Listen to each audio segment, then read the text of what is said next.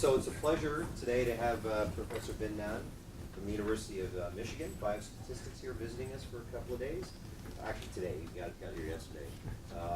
So I actually met Ben back a number of years ago. I went to the university there to give a talk, and I met with a number of the faculty, and he was one of the people that I met. So when we were putting together this year's seminar series, I was thinking about people that are working in kind of interesting areas of biostatistics, but also come to the field from a very interesting background. So I'll tell you a little bit about Ben. So he actually got his bachelor's and master's degrees in aerospace engineering, okay, from Peking University. And then he switched to statistics, where he got his master's degree, and then switched to biostatistics, where he did his master's and PhD at the University of Washington. Right after graduation, he basically moved into the University of Michigan.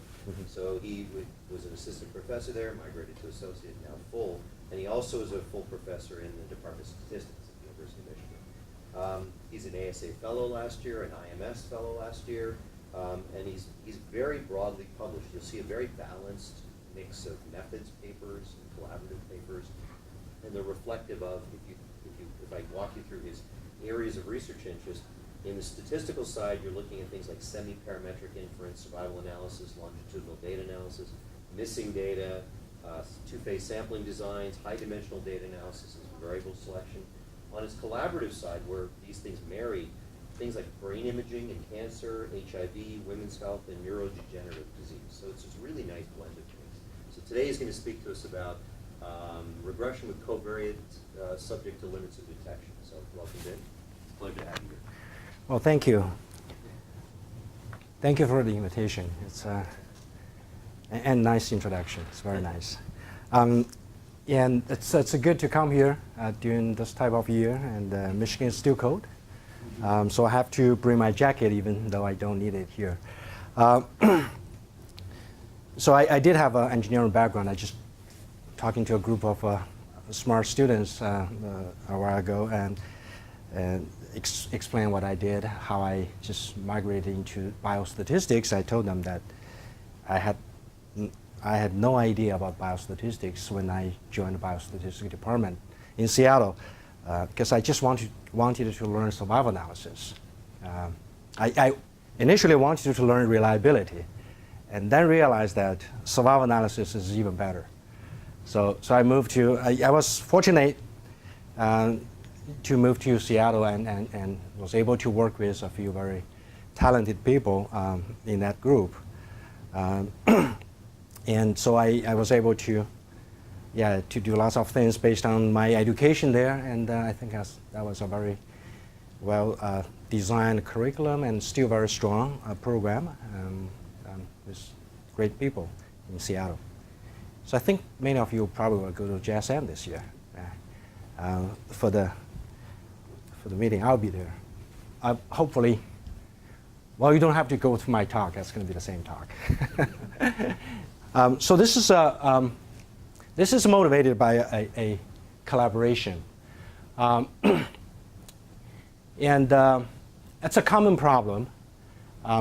So especially for epidemiological studies, that when you measure some biomarkers, and oftentimes you don't measure the whole thing because of the limitation of the technology. When the content or the material is very small and in quantity, and you're not able to measure that reliably. So here's the limit of detection problem. So the usual definition is the lowest concentration of a substance that can be distinguished with reasonable confidence from background noise. Okay. So the data you got from the lab, sometimes you will see that, okay, they only report the limit of detection, saying that I don't know the value below this value.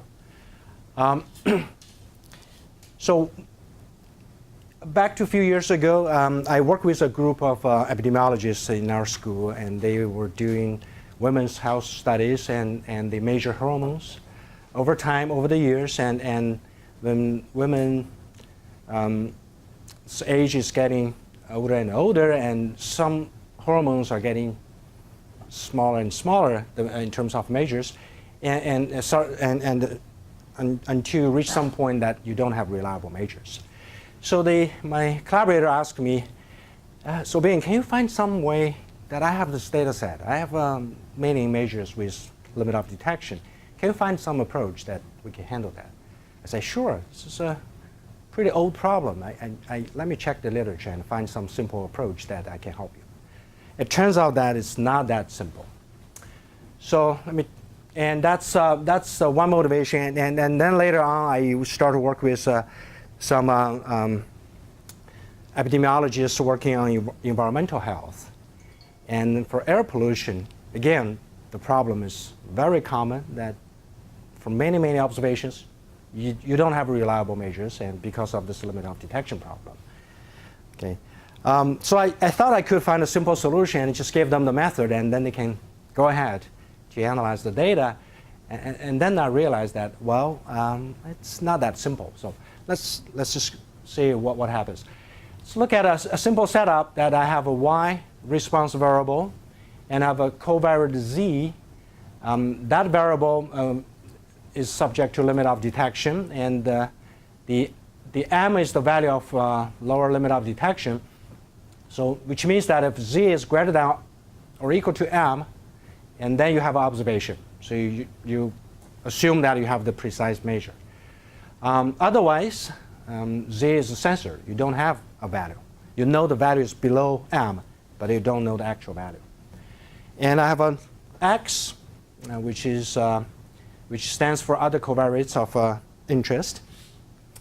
I'll just focus on linear regression model, because we can do generalized linear models, maybe other models, but let's just use a linear regression model as an illustration example. So I'm interested in this model that y is beta transpose x plus gamma z. Now I'm going to focus on a single variable with limit of detection, and I'll comment on multiple covariates with limit of detection later on. So, so here's the model, and I have a Gaussian error with unknown standard deviation, sigma. And beta and gamma are the parameters of interest. I'm not interested in sigma, but I have to measure that. I have to estimate that in order to estimate other parameters, just like the usual regression case. Here, z is not always observable. Okay? It can be censored by the limit of detection. Okay? So that's left censoring. And for censored data, we're more familiar with right censoring. So let's just convert that into right censoring. Okay? And we just do a transformation as a monotone transformation, monotone decreasing transformation. For example, negative log transformation. And then I denote the transformed variable as t. And then I'll denote the transformed limit of detection as c. And then I focus on t and c. Now I have right censored data. Okay. So I observe the minimum of t and c, and observe the censoring indicator that tells me whether I observe t or c. Okay. So that's a standard right censored data. It's even simpler. My censoring time is a fixed time point. Okay. So so this is my way of approaching any problem I don't have a solution with. So I start with likelihood. So I always start with likelihood and see how far I can go. If I can't do anything with the likelihood, and then I'll think about other approaches. So let's start from likelihood, see what the likelihood of the data would be. So consider a single data point. I have y, x, those are observed. Then I have v and delta, okay, for the censored covariate. I'll use f as a generic notation for density. So it should be clear here, even though I use f for everything, but they mean different things here. So for the joint density, for the observation over here, and I just using conditional argument to factorize my likelihood, I have v and delta given y and x, because y and x are all observed. And then I can partition one, so I can factorize this joint density for y and x into a conditional density of y and x and a marginal density of marginal density of x.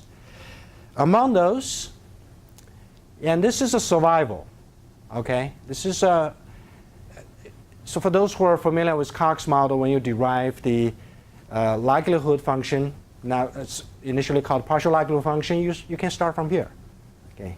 So V and delta conditional others can be factorized into this density function that you have. So now I'm going to use a subscript t to denote failure time. So the density function related to t. Okay. So conditional density of t given y and x when delta is 1, and then the conditional survival probability of t at c, at the censoring time, given y and x when delta is 0. Okay, so this is a standard density function for survival, sensor survival data. Now I can do a little bit more derivation.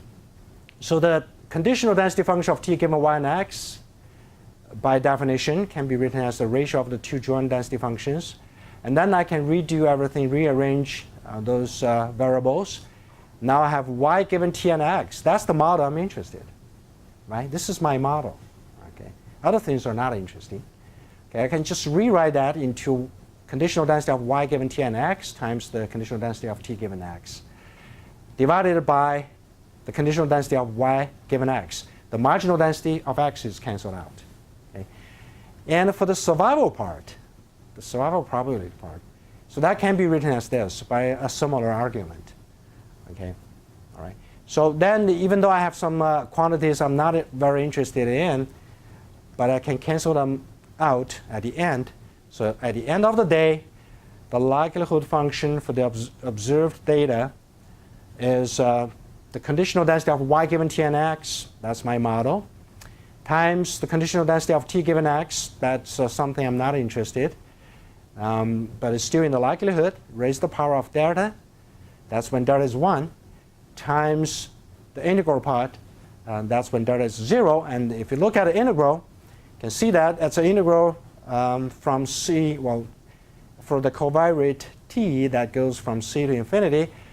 For the density function of y given t and x, this is my model again. This is the linear regression model. And integrate with respect to the survival, the distribution, sorry, the conditional distribution of t, that's the covariate subject to limit of detection, given x. So both are covariates. Okay. So you'll see that you don't have any observations for t beyond c. Okay, you don't have any observations. If you don't make any assumptions about this guy, you don't have anything over here. Okay, which means that you can only work on this part, unless you make some assumptions about this part, and then you can use the data. Well, if you only look at this part, that becomes the so-called complete case analysis, which means that you drop the data, you drop all the observations with covariate z, which is below its limit of detection. Okay, so you drop the data, and then you can consider a likelihood function like this. Okay, take a log, and then you have your regression model here, and you have your regression model over. Well, so this is now, it's still the whole likelihood, but if you drop your data, you drop this part. Okay, you drop this part, and then you only you look at those two parts, and this one does not contain any parameters of interest. It's the association or the relationship between two covariates. You're not interested in that. So you can drop that, and then you only work on this part. Okay, that's called a complete case analysis. It turns out that in this case, if you have a covariate subject to limit of detection, if you drop your data and run the linear regression without worrying about without worrying about the other data, and you still get a valid estimator, which means that your regression parameters are still consistent. In this case, unbiased, and also asymptotically normal. So you can still do that. Okay. So here's a simple illustration about why you can do this. Suppose you have a covariate z only, and then you have y, and here's the linear relationship. If you had 4 data, and you can run a linear regression model, so the solid line here is the regression line obtained from every data points in this plot. Or you can consider another way. Say you have a limit of detection problem where your, I think it's probably 0.4, around 0.4. And all the observations below 0.4 are censored. Okay, if you drop them, if you drop the circles and only look at the solid dots, and then you fit a regression model, you still get a similar regression line. Probably you can't see that clearly because they're almost identical. So I have too many data points in this plot. And you can see that they're pretty much the same thing, which means which illustrates that the regression slope, the slope as well as intercept, are nicely estimated by completely observed data points. Okay. But if you switch the rows of y and x, that's a different story. Okay. If you have a response variable, which is right censored, and then you drop the censored observations, and you do the linear regression, you're wrong. Okay, you can't do it for the response variable. However, you can do the regression model with what that takes into account the right censoring. You can still estimate the regression parameters. For example, you can do the accelerated failure time model for linear regression. Okay, so that's a related topic I'm going to talk about. Okay, let's say in addition to complete case analysis, what's available in the literature? Well, even though complete case analysis is it's a valid approach, but if you check the applied papers, it's hardly to find any papers that involve the complete case analysis. People don't like it for very obvious reasons, right? My collaborators do not like it because you drop the data. And for any of the observational studies, the longitudinal studies, it takes years, even decades, to collect the data. And then now I'm ready for the analysis. You tell me that I'll throw away half of my data, even more than that. So they're not happy. Right? They won't do it. They would rather do some simple approach to keep all the data in the analysis. So there are some ad hoc approaches. Okay. And so for example, you can replace z, if z is less than m, you can replace z by m. It's a very intuitive approach. Or by 0, so the two ends of the interval. Or something like m over square root of 2. It took me a while why it's m divided by square root of 2. I gave a talk at the similar talk last year in Hopkins, and Moulton, so one of their faculty members, research faculty members over there, wrote a paper many years ago, and they did m over square root of 2. So I couldn't figure out why. I asked him, why did you propose this? He said, I didn't propose it. Someone else did. and so he didn't remember why, but he said, it's probably based on some kind of tail distribution assumption that gives you this number, which is the second bullet here. So say you know what the tail distribution is. Even though you don't observe it, say you magically just know it, and then you do this. You do a conditional expectation of your z, conditional on you know z is less than m. That seems logical. Okay? I just estimate a conditional mean, and then you replace this sensor data by your best estimator. Okay? And it's like a mean imputation approach. Right? And so this is coming from this approach. Yeah. Are you making some assumption about how there's sort of no connection between the other covariants, the x's, and the ones that are? In this approach, yeah. I think that's how people are thinking and doing this. Well, in fact, if you look at the likelihood, and this guy is involved. Right? But you can also make an assumption, a parametric model assumption about this conditional distribution. This is exact back to your point that you model the relationship between those two variables, two covariates, and parametrically, and then you can just plug in this whole model into the likelihood function and do an MLE. Okay, that works. Okay, that works. However, how do you know this model is correct? That's a parametric model. So we dig it out all the literature, and recently there's a review. So I think a journal, I think it's the Epidemiology Journal. They published a review issue about this specific problem. that talking about the limit of detection, so I just read this paper by a group of researchers, and they show that all the substitution methods are wrong, are biased, no matter what. They're all biased. I'll show you our simulations later. And the MLE, this approach, is also biased if your model assumption is wrong. Okay, it's easily understandable. So what they recommend is just forget about this part and do a complete case analysis. Just drop the data and do a complete case analysis. You're always correct if your original model is all right. I mean, that's also subject to the linearity assumption.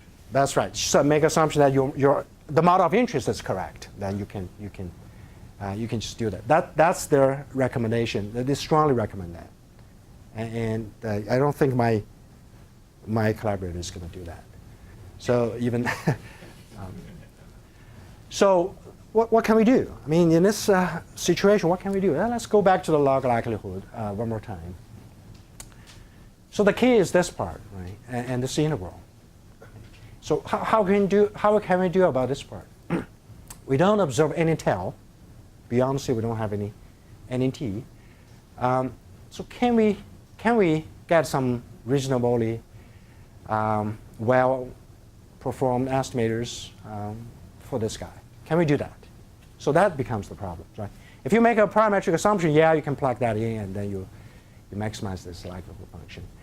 If you don't want to make any model assumptions for this guy, say I'm not confident about anything, any relationship between those two covariates. I just want to do the entire analysis for this guy purely non-parametrically. Well, that means you don't get anything. That comes back to the complete case analysis because you don't observe the tail. There's no information beyond the tail without any model of this guy. Right? So there are two extremes. Either one is you just go back to the recommendation done by Neil et al. And do a complete case analysis, or you make a parametric assumption even though you don't have any observations. You still make a, say, normal assumption if both are continuous, and then do a parametric model, likelihood approach. But for this complete case analysis, clearly you lose a lot of data and you lose efficiency, for sure. And for the parametric model, you're not confident. If you're not confident about this model, I don't think you're going to be confident because you don't have observations. So and you run into the risk that very likely you're going to have a biased results. Okay, so can we do something in between? Right? If I don't want to do complete case analysis, and I don't want to do parametric model, can we do something in between? So this is what we propose to do. Let's do a semi-parametric model. Okay, non-parametric model is not working for many investigators. A parametric model, you worry about the model specification too much, and let's just relax the assumption a little bit. And see, let's do a semi-parametric model. Say I'm going to model the relationship between t and x using the regression model. This is a simple model, simple case that I'm doing a linear regression model with an error term where I don't know the distribution of this error. Okay, I don't make any assumptions about the distribution of this guy. Okay, I only assume that the mean part contains this.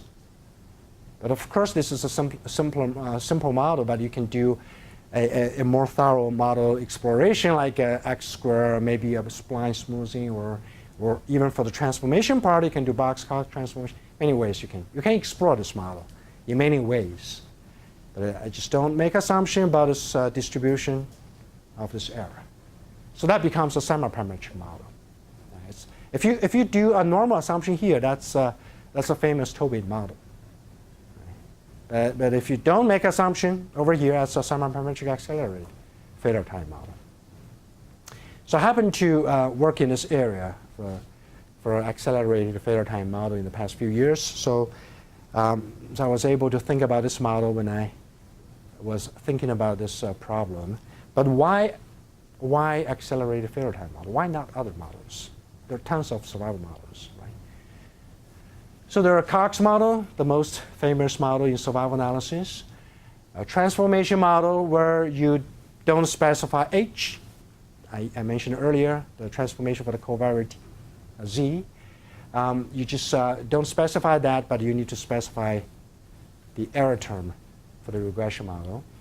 A proportional odds model, additive hazards model, it does not have to be proportional hazards. You could do an additive hazards model, right? And also an AFT model. Why the other models do not work? Well, if you think a little bit more, any of the other models, Cox model, transformation model, this is a semi-parametric transformation model, and proportional odds model, additive hazards model, they all go up to the last sensing time. Beyond that, there's no information. Okay, so if you want to estimate the survival probability, that's the last point you can reach. Beyond that, there's nothing. Okay, so you can't do it. You can't ask. So that's what we need for this model. We need the information beyond sensing, last sensing time. In my case, I only have one sensing time, right? So beyond sensing time, I need that information. I need to be able to recover that. And none of those models except the AFT model can do that. Okay, because in the AFT model, I can estimate error distribution. That's for the residual. That's a conditional thing. Right? So only that model can help me to solve this problem. That's why I only think about the AFT model for this. Okay? So the AFT model is able to yield a reasonable estimates for the error distribution. In fact, I'm assuming that the t is independent of x at the true points. Okay, so then this error distribution only depends on t, not x anymore. So the AFT model is able to yield a reasonable estimates of this distribution beyond c. That's what I need. Okay. But you may ask, well, same question. I don't have observations beyond c. How can you be so sure about it? Well, you have to do model checking in this case. And for just like the other survival models, you can look at the martingale residues, and you can have some tests for each of those covariates in your AFT model and see whether your model assumptions are violated. So you have some certain level of protection, okay, from a model checking, a standard survival model checking approach. Okay, and I think I already mentioned this, that so other models can be, so the standard AFT model can be extended to other models. You can do box-Cox transformation for the response. You can think about more general mean structure, not just the linear mean. Things like that. You can explore your data and make sure that you are comfortable with the final AFT model you're using for this problem. Okay. Okay. So here's what we propose. So let's go back to the likelihood. Still starting from the likelihood. We have three terms here. Okay. And so the first approach I would think is the semi-parametric maximum likelihood estimator. Usually that would be, if that works, it might be fully efficient. Right? However, in this case, it's too complicated. You have a density here. You have a distribution here. If you discretize your density distribution, and this likelihood function becomes quite messy, and it's hard to deal with those discretized points over here, and the theory is going to be hard too. I'm not saying it's impossible, but it's hard. It's a hard problem. So we like to think about something simple and works. So the approach we're thinking about initially is the pseudo likelihood approach. We call it the two-stage approach. What we do is we have nuisance parameters in this likelihood. We have a regression parameters in this model. We have a nuisance parameter sigma in my model. I have a nuisance parameter f in my model too, right? So those two are nuisance parameters. But I can estimate my nuisance parameters first, because I know the complete case analysis works. I can use complete case analysis to estimate sigma. And then I have AFT model for this distribution F. So I can estimate a regression parameter in the AFT model for this guy. And then I work on the residues. Okay, I work on the residues of my regression model. And the residues become right sensor data, right? Right sensor residues. And then I can use Kaplan-Meier estimator to estimate the distribution. Okay. So, and that's what we do. We use Kaplan-Meier to estimate the distribution of the residues once we have the regression parameter obtained from the AFT model. Okay. Now we have estimators for the Nielsen's parameters, and then we can plug them back into the likelihood function and then do the pseudo likelihood. But before that, let's go over a couple of methods about this AFT model, how we can estimate regression parameters in the accelerated failure time model. So this is the most popular approach, the rank-based estimating method. Okay. So there are other methods. There's Buckley and James. Right. Buckley-James approach is probably among the very first approach proposed for AFT model. However, I think the validity of Buckley-James is still open. There's no asymptotic results for the standard Buckley-James. But the modified Buckley-James, you do some kind of soft shrinkage type of thing, and that can be done. I think Zhang Yin had written his thesis for that particular problem. But Buckley-James, the standard Buckley-James, there's no solution for that. There's no theoretical results for that. But for rank-based approach, this method is well studied. So what they do is you solve an estimating equation. Okay, that's the covariate in your model. The covariate minus a big fraction given here, and times a weight function, and times the indicator equals 0. And this big fraction is based on the residues. Okay, it's based on the ranks of the residues. Okay, so it's like a weighted average of your covariate. It looks very much like Cox model.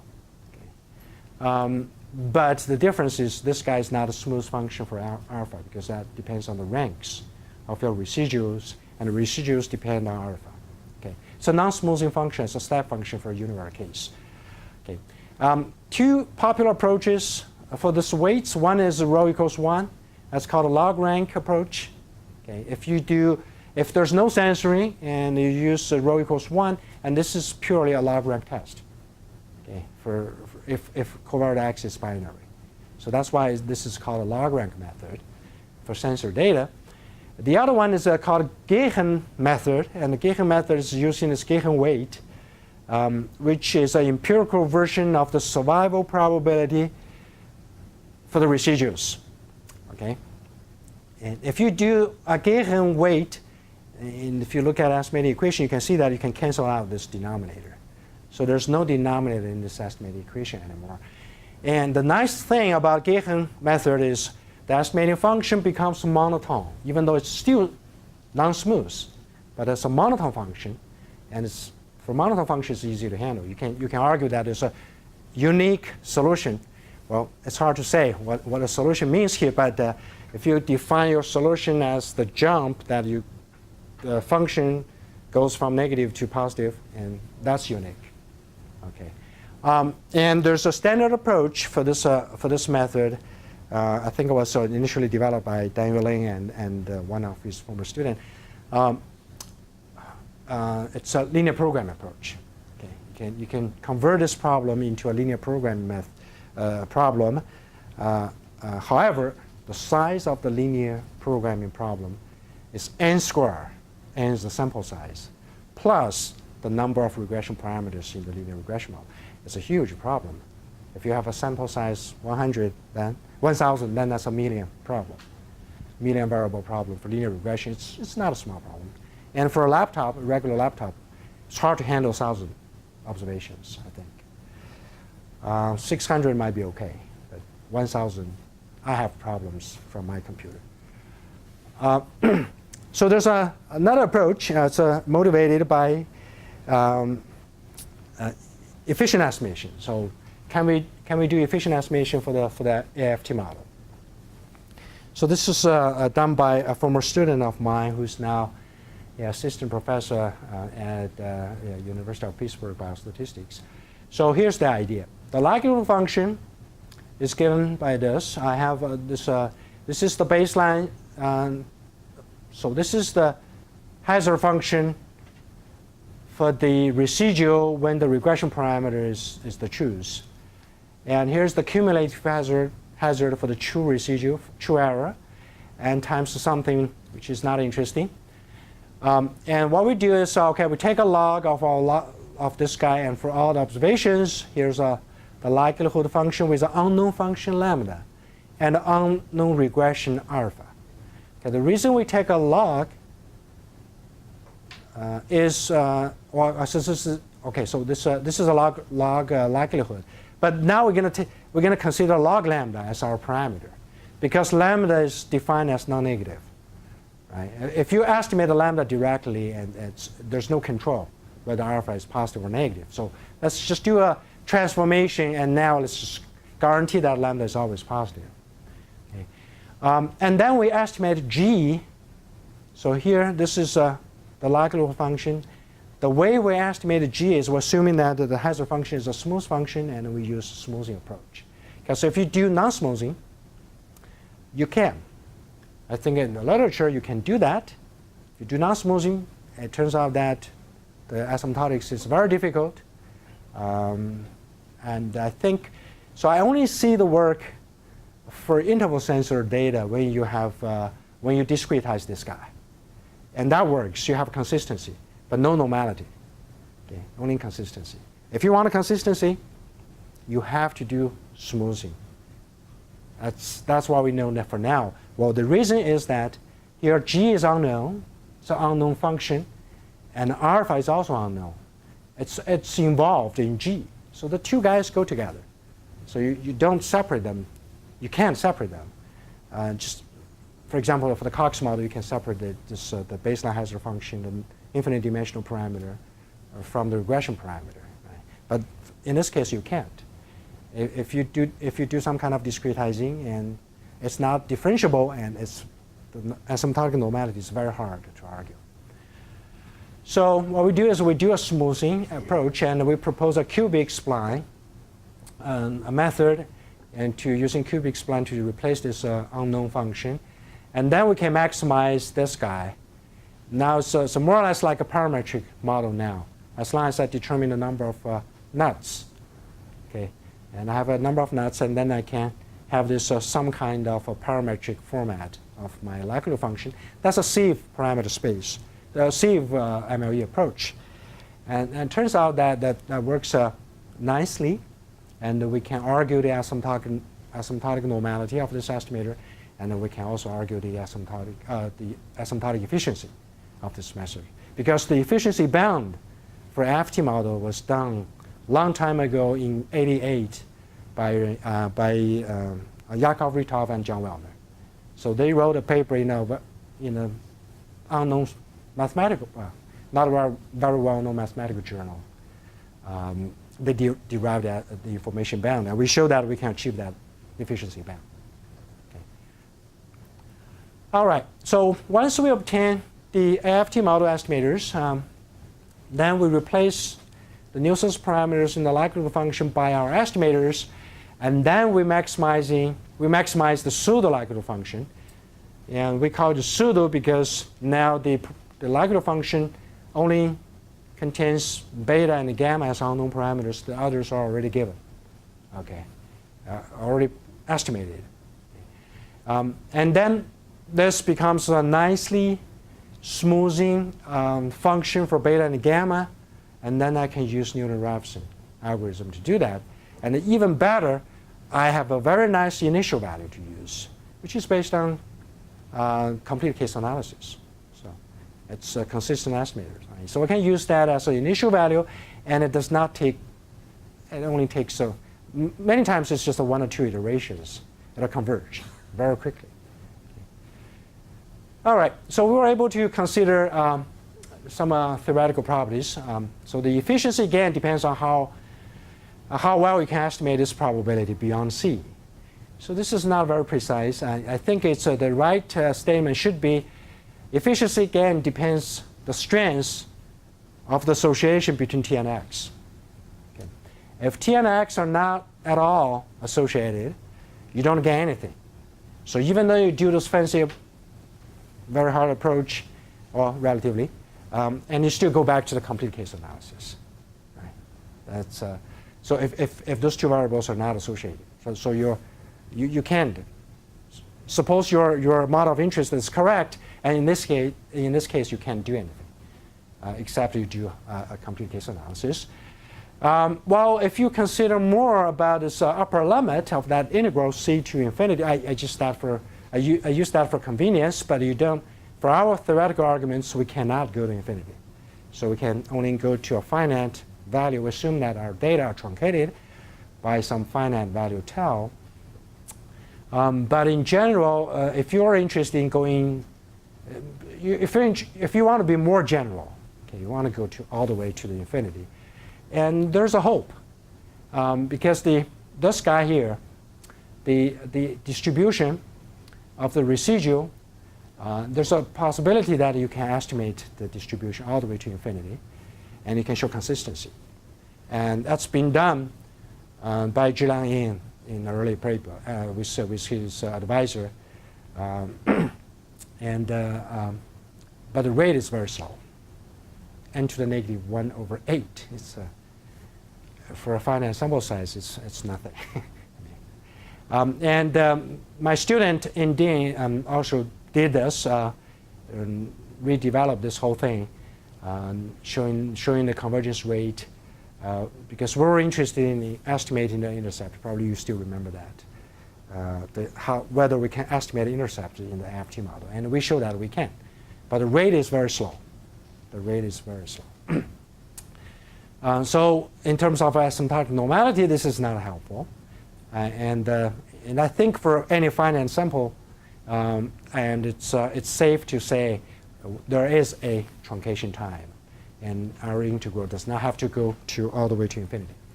And in that case, we can show that this guy is rooted inconsistent and asymptotically normal, and then we can use that to argue our estimator is asymptotically normal. So the way to do that is using the general semi-parametric Z estimation theory. This is supposed to be 2013. The paper appeared in 2013 Statistica Sinica about a general semi-parametric Z estimation theory, which is about we call it bundled parameters, that the regression parameter of interest is part of the unknown nuisance parameter. So I got interested in this problem long time ago, right after I graduated, and we worked on this problem. I think our first draft was done in 2004, and it took us a while to figure out the bundled parameter problem. And because for separated problems it's easy, but for bundled parameters it's not so easy. So, I think it's on. So when I was teaching an advanced survival course in 2010, I was talking about this problem and talking about my approach, this result in a class, and then suddenly I think, hey, it's time to submit it. So I just sent an email to John saying that, hey, are we ready for this paper? I think we should submit it. So he said, sure. So that's what we did.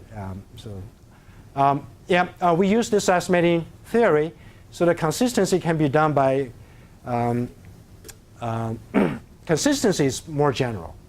We don't have to worry about this upper limit for consistency. But asymptotic normality, we do. Okay.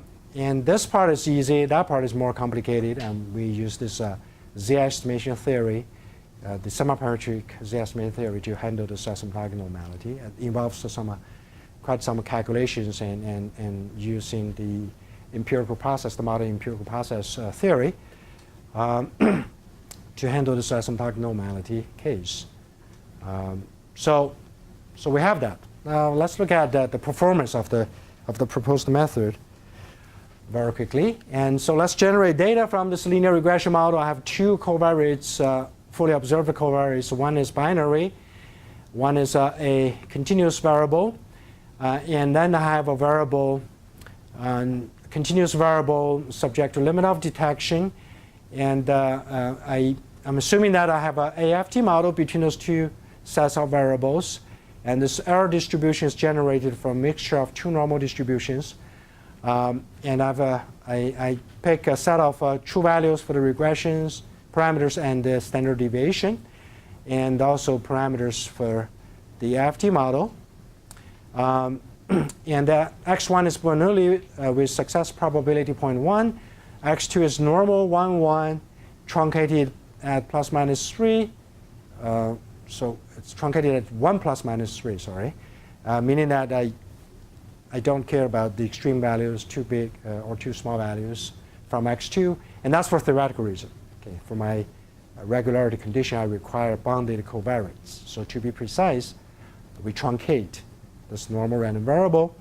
And the limit of detection is determined to have 30% of censoring, okay, which is comparable to the problem I have. And we consider three sample sizes, 50, 200, 400. The reason we consider 50 is that the very first problem I'm going to talk about is 50. The sample size is 50. It's quite small. And total number of replications is 1,000.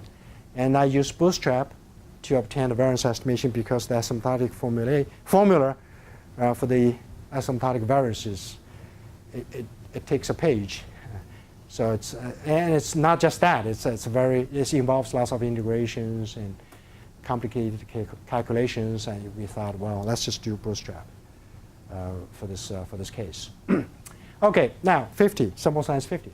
So we considered full data, which means that we have full observations without the limit of detection. And those are the biases for all regression parameters and the variances, empirical variances coming from the full data. And I also have a two-stage approach. That's our proposed method. And you can see the biases are quite comparable with the full data. And standard variances are, so the variances, this is the, okay, so sorry, this variance is the average of 1,000 applications of the variance estimators. And this variance is the same, okay, 1,000 average of the variances obtained from 200 bootstraps for each sample. And here is that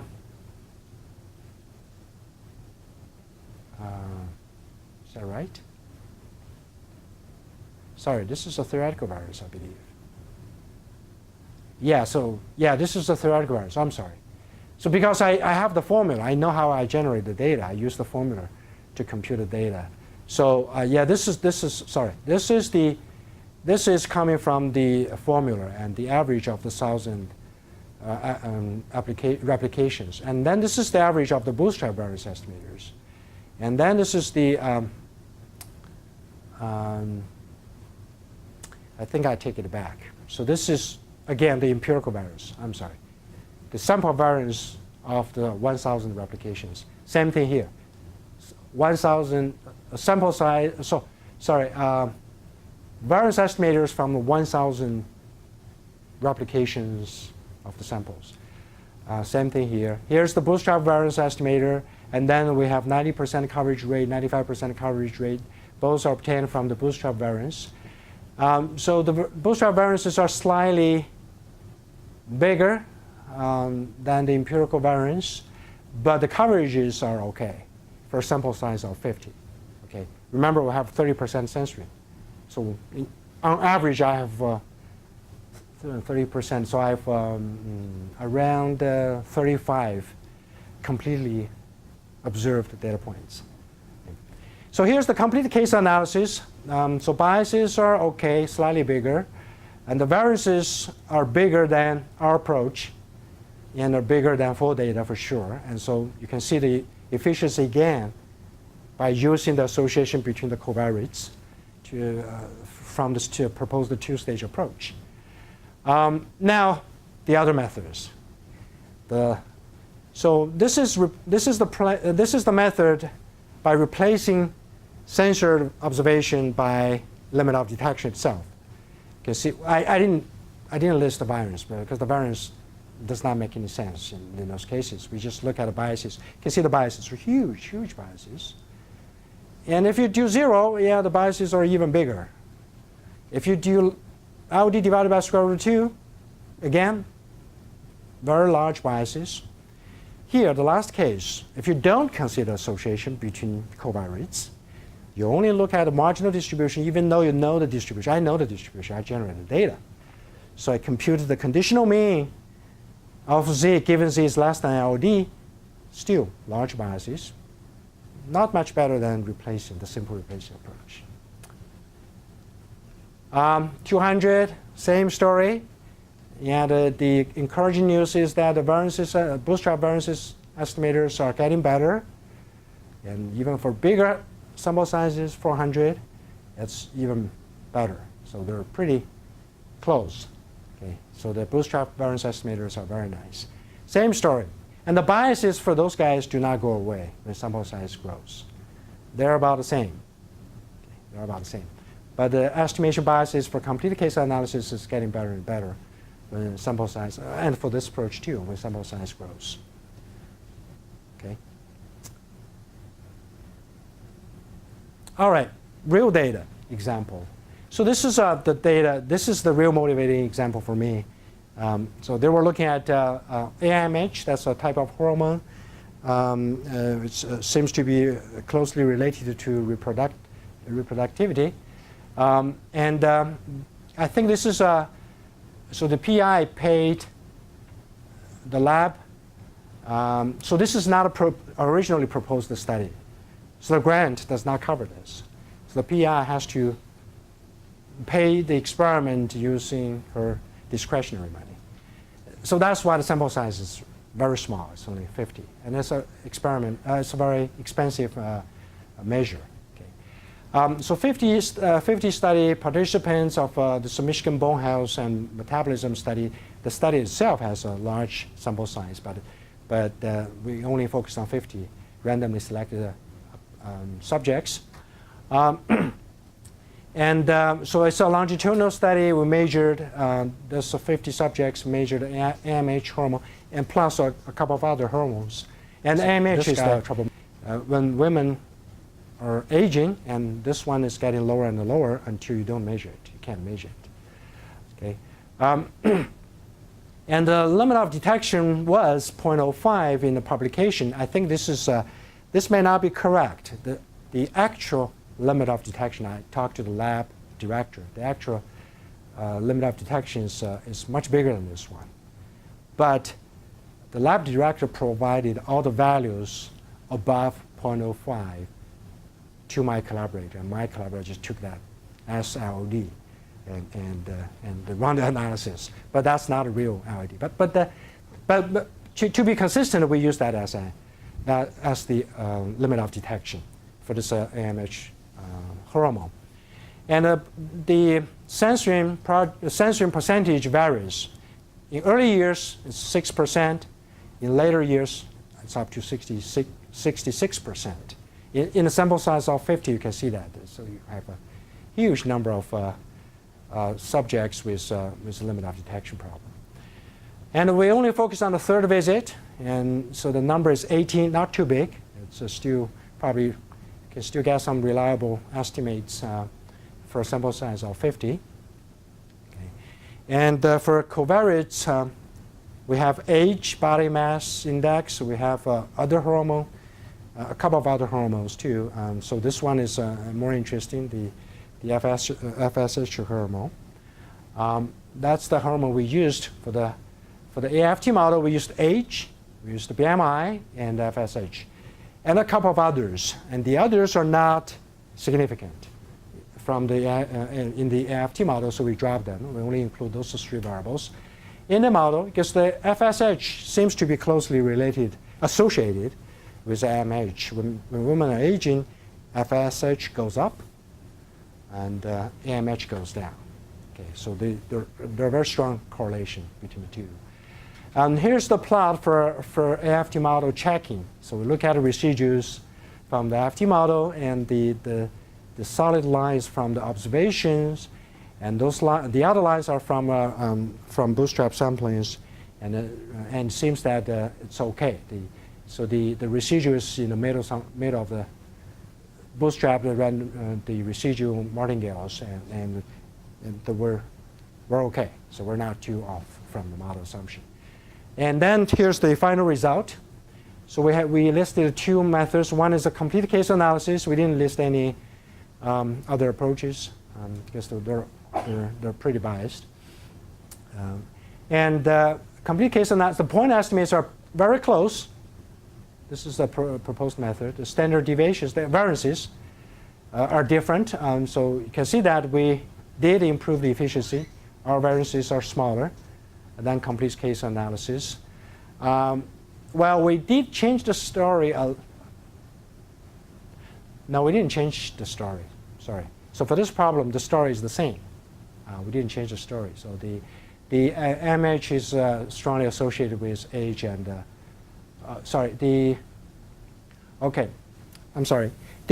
response variable is the age at final menstrual period. Okay, and for all those 50 subjects, this data is available. The time, the age, so that we just selected from that subgroup. Okay, and we just did a linear regression for this one. We tried different models, and it seems linear regression provides better fit. So we look at the age at final menstrual period, and they're associated with FMP, sorry, with AMH, and the association is pretty strong. So you have a time-varying covariate? The response is not longitudinal? No. So the covariates are, but we only used the third visit covariate. We didn't use the whole thing. This is just for illustration. Okay. I think the original data is now for this purpose. They're trying to look at the profile of the AMH, how it changes. And I think then they proposed in a scientific publication, they proposed that whenever the AMH reaches the limit of detection, which is not scientific at all, but whenever it reaches that, you cannot detect it, they say, okay, so this subject is 2 years away from the final menstrual period, which turns out to be a very precise prediction. Okay, so that's a quite influential paper in this field. Okay, another data is the NHANES data. It's environmental data. Okay, that's mainly for the revision of this paper. I guess that one of the reviewers is saying that, well, you didn't change the story from the data. Why don't you just find a data set that have different stories from the two sets of analysis? We say, oh, okay. Yeah, this is a bigger data set, enhanced data. They look at arsenic exposures to a group of people, and then look at type 2 diabetes. It's a logistic regression model we consider here, either with diabetes and without diabetes. And then we look at sets of variables. So this is the final result. So association between diabetes and a bunch of variables, including age, so total arsenic exposure. This is another chemical, and the BMI, and this is the one, it's a subtype of arsenic. This is the one that people are interested in the original scientific publication. So this is two-stage estimator, R estimator, point estimator, variance, and p-value. Okay, here's the complete case analysis. Point estimator, similar, standard deviation, and the p-value. Where's the p-value? The p-value is here. Okay. So our p-value is here, 0.07, right? Their p-value is okay, yeah, right, 0.2. So now the other three approaches, limit of detection divided by square root of 2 and 0. And you can see all those ones. They have a larger point estimators in terms of absolute value, except the last one. And they have, smaller p-values. So for the original study, they claim significance from their study. I think this is the one they use. L divided by square root of 2 in the original scientific publication. The p-value is 0.2, so they say, okay, this is an important predictor for diabetes. But in our analysis, we say, oh, we can't claim that, even though it's not ideal. Ideal would be the other way around. But even though it's not ideal, but still we have different stories for this data set. And the reviewer is happy about this. Well, it's hard to tell. If you have larger sample sizes, you don't know which way it goes, right? Even bigger sample sizes. So the sample size we have is a subgroup of NHANES studies, about 600, which is pretty decent sample size. But if you go to 6,000, what's going to happen? You don't know. Yes? For your ad hoc approaches that you're showing as alternatives that people use, have you ever looked at not just including 0 for below the limit of detection, but also an indicator for being below the limit of detection? No, we didn't do that. Yeah, that's definitely a approach that people are talking about. But that changes the model. Sure. That changes the interpretation. Yeah, it changed the original model, so it changed it. Right. So it's trying to sequester the tail. yeah. It's in that case, it's hard to say which one is better because the model interpretation is different. So we didn't do that. Yeah. Okay, so we're trying to keep the same interpretation in the model. You are saying that put the marker with the limit of detection and put the indicator as well? If the marker is below the limit of detection, put it at 0. But then also include a 0-1 variable that basically estimates a separate mean for being below the limit of detection.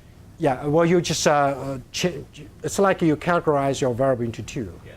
Right. One is a you're dichotomizing yeah. the value. Yeah, your one part is continuous. Below or below the limit of detection. Yeah. That's definitely one approach to think about. Yeah. And for this one, does it take into account the survey weights and everything, or this is just assume that it's a random sample? It's a random sample. Yeah, we assume a random sample. That's right. So you're gaining on the other variables as well. Oh yeah, definitely. Right, so. Yeah, that's another advantage, the standard errors. But well, right. Only relative to complete case. Yeah, it's if you compare those two, yes. But for the others, it's hard to compare because the model is misspecified. Yeah. So I mean, the amount of bias in the other coefficients would depend on the covariances, right? Of the other x variable. Yeah, they seem to be not too big in this case. Yeah. But in the simulations, they're pretty large. But in this real data sample case, no, they're not. They're not too big. Okay, so a couple of final remarks. In our study group, and because of the importance of that particular hormone, and they just got a new grant to do more measures on the hormone using new technology. Okay, so that provides a much smaller limit of detection, so you can get more data with more precise measures. So that introduced a problem. So they're not proposing to do all of them because they don't have money. So they do a subsample.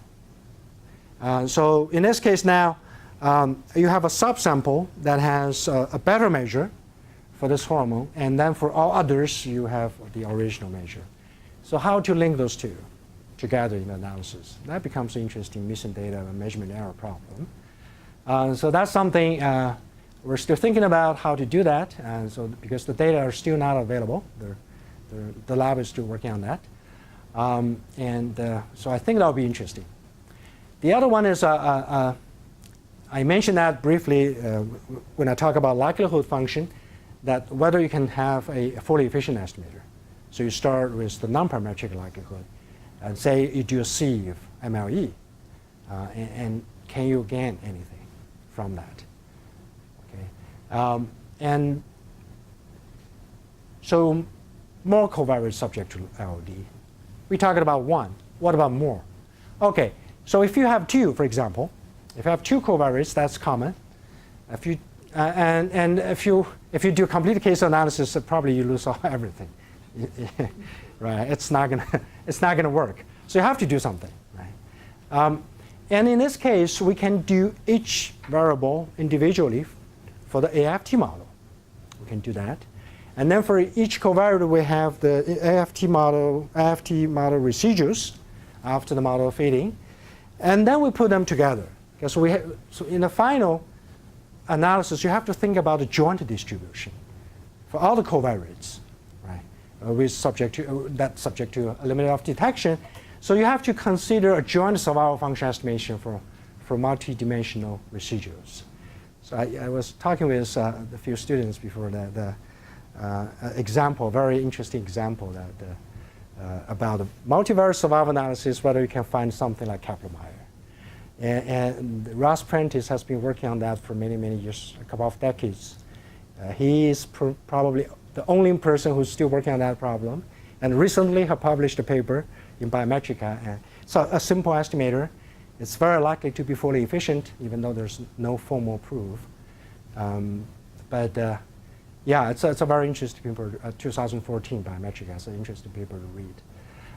So you can use that approach to find a joint non-parametric estimator for the multiple covariates which are suffering from a limit of detection. And then you have a joint estimator. You can use this you can apply our two-stage approach for the analysis. The other one is longitudinal data. It's the first example is a longitudinal data example. The second one is two, but we look at the cross-sectional data. But for longitudinal data, you have multiple variables subject to limit of detection over time. So how do you handle that? So you don't want to do complete case analysis, right? Yeah. I mean, are you thinking about actually predicting or the trajectory? If you have where they're going over time, you actually have a within-person prediction of where they might be once they go below the limit of detection. Well, that was the aim, one of the goals for the scientific research. To see if that was right. For my collaborators, yes, they're interested in seeing that. But if you're interested in relating the hormones to health measures, like hot flash or other things, that becomes a regression model. Then how do you do that? Yeah, it's even more challenging than this one. I think that's interesting, and the student is thinking about this problem. Hopefully we can get something done down the road. And other models, for example, Cox regression model. Now it's more complicated because the Cox model has a nuisance parameter which is infinite dimensional. And well, how do you handle that in this likelihood setup? And it's unknown. It's an open question for now. If you're interested, you can think about this problem. I'll stop here. Thank you very much.